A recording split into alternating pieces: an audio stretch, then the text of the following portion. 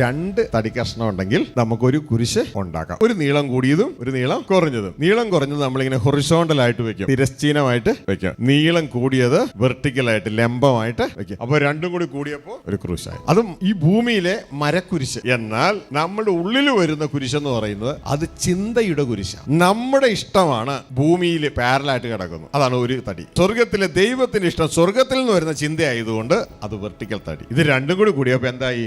ഒരു കുരിശായി. ഈ കുരിശ് നമ്മുടെ ഹൃദയത്തിൽ വരും. യേശുവിന്റെ ജീവിതത്തിൽ ഒരു കുരിശ് കാണിച്ചു തരാം. മരക്കുരിശല്ല, അതിനു മുമ്പ് ഒരു കുരിശുണ്ട്. അതായത് ആ കാൽവരി ക്രൂശിലെ യാഗത്തിലേക്ക് വരുമ്പോൾ യേശു ഇങ്ങനെ പ്രാർത്ഥിച്ചു, പിതാവേ കഴിയുമെങ്കിൽ ഈ കുരിശ്, അതായത് ഈ പാനപാത്രം എന്നിൽ നിന്ന് നീങ്ങി പോകണമേ എന്ന് പ്രാർത്ഥിച്ചു. അതാണ് യേശുവിന്റെ ഇഷ്ടം. എന്നാൽ പിതാവ് ഈ ഒരു ചിന്ത കൊടുത്തു, ഇല്ല, ഇതിലൂടെ നീ കയറിപ്പോയേ പറ്റൂ. അപ്പൊ ഇത് യേശു ക്രിസ്തുവിന്റെ ആ ഹൃദയത്തിൽ വന്നപ്പോ യേശു എന്ത് ചെയ്യുന്നറിയാമോ?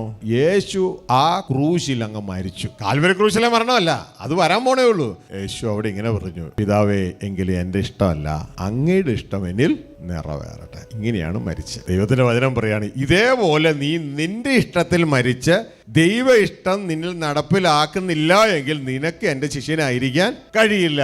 നമ്മുടെ ഇഷ്ടത്തിന് വിപരീതമായി ദൈവ ഇഷ്ടം വരും. അവിടെ നമ്മുടെ ഇഷ്ടത്തെ തള്ളിക്കളഞ്ഞിട്ട് ദൈവ ഇഷ്ടത്തെ നാം നമ്മുടെ ജീവിതത്തിൽ കൊണ്ടുവരുന്നതാണ് ഈ ക്രൂശ്.